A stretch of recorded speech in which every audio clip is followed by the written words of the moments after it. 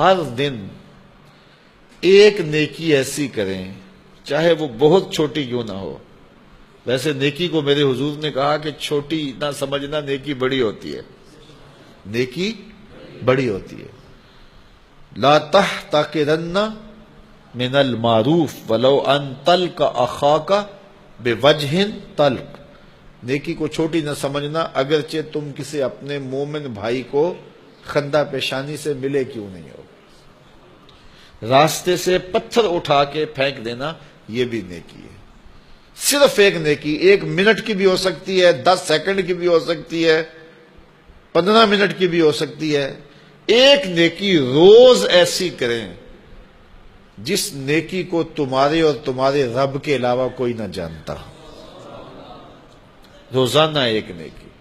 آپ کہیں گے کئی دن تو بڑے مصروف ہوتے ہیں، تو کیسے ہم وہ نیکی کریں کہ جس کو کوئی نہ جانتا ہو؟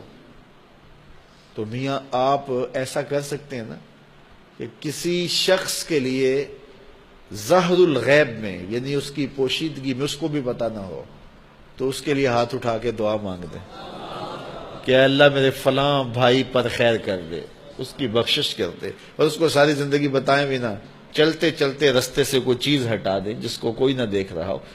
یعنی کچھ نیکی ایسی کریں جس کو لوگ دیکھتے بھی ہیں، کرنی بھی چاہیے، لیکن ایک نیکی روز کی ایسی کریں کہ جس کو آپ کے علاوہ اور آپ کے رب کے علاوہ کوئی نہ جانتا ہو. وہ چھوٹی چھوٹی بھی ہوں اور آہستہ آہستہ بڑی بڑی بھی نیکیاں ہوں. تو پھر دیکھنا کہ زندگی کتنی سرور دیتی ہے. اس سے برکت کیا ہوگی؟ دل میں خلوص پیدا ہونا شروع ہو جائے گا. مخفی نیکی کی اپنی لذت ہوتی ہے، وہ لذت آنی شروع ہو جائے گی. پھر آپ کہیں گے کہ آج ایک کی ہے، کل 2 کریں، پرسوں 3 کریں، پھر چھوٹی کی ہے تو بڑے لیول کی نیکی کریں. اس کا ایک اپنا لطف ہوتا ہے، اس کا اپنا سرور ہوتا ہے. مجھے امید ہے کہ آپ یہ عمل کر سکیں گے. اپنے لیے وقت ضرور نکالیں اور سونے سے قبل سارے دن کا جائزہ لیں. اور جب جائزہ لیں گے تو بڑی چیزیں آپ کو سامنے آئیں گی. فرمایا گیا نا، حاسبو قبل ان تحاسبو. قبل اس سے کہ تمہارا حساب کیا جائے تم اپنا حساب خود کیا کرو. اپنا حساب. جن لوگوں نے عمرہ کیا ہوا ہے یا حج کیا ہے ان کو میری اس بات کی زیادہ سمجھ آئے گی، باقی بھی سمجھ جائیں گے.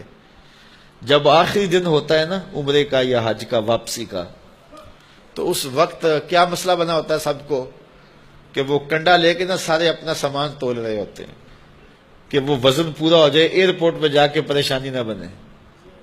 حالانکہ وہاں تلنا ہوتا ہے، لیکن وہ کہتے ہیں کہ یہی تول کے میاں وزن پورا کر لو، وہاں 3 کلو 4 کلو بڑھ گیا تو وہاں پھر نکال کے کیا کریں گے سامان کا. تو وہ پہلے ہی وہاں وزن پورا کر رہے ہوتے ہیں کہ وہاں جا کے ایئرپورٹ پہ پریشانی نہ ہو. تو یہی یہ حدیث ہے، یہی فرمان ہے، حاسبو قبل ان تحاسبو. وہاں پریشانی نہ ہو، یہی وزن پورا کر کے جاؤ. تو یہی اپنے اعمال تولو، اپنا محاسبہ کرو، اپنے آپ کو دیکھو، اپنے اندر اترو، اور پھر دیکھنا کہ زندگی کتنی خوبصورت ہو جائے گی. زندگی بہت بگاڑ لی، اب زندگی کو سنوارنے کی کوشش کریں. اور اگر میرے اور آپ کے ذمے قضا نمازیں ہیں، قضا نمازیں، تو ہم سب سے پہلے اپنی قضا نمازوں کو پورا کریں. حتیٰ کہ یہ جو نمازوں کے ساتھ نفل پڑھتے ہیں تو جتنی دیر تک قضا پوری نہ ہو جائیں اس وقت، یہ جو وقت ہے یہ بھی قضا نمازوں میں جو ہے وہ صرف کریں. ظہر کی نماز پڑھی ہے تو 2 سنتیں 2 نفل پڑھنے کی بجائے 4 فرض قضا فجر کے پڑھ لیے جائیں، اور فرصت ہے تو اور زیادہ پڑھ لی جائے. اسی طرح عصر سے پہلے، عصر کے بعد، مغرب کے پہلے، مغرب کے بعد، مختلف قضا تو کسی وقت پڑھی جا سکتی ہے، سوائے جو ہے وہ 3 اوقات کے، جب سورج طلوع ہو رہا ہو، سر پہ ہو، غروب ہو رہا ہو. عصر سے مغرب تک جو ہے وہ نفل نماز نہیں ہے، لیکن قضا اس وقت بھی پڑھی جا سکتی ہے. تو بعض اوقات ایسے ہوں مغرب کے وقت مسجد میں جائیں تو عشاء تک مسجد میں رہیں اور قضا نمازیں پڑھتے رہیں. اپنا کھاتا جو ہے جلدی جلدی برابر کریں تاکہ معاملے اچھے ہو جائیں. اللہ تعالی ہمیں یہ مختصر زندگی میں اپنی یاد میں زندگی گزارنے کی توفیق دے.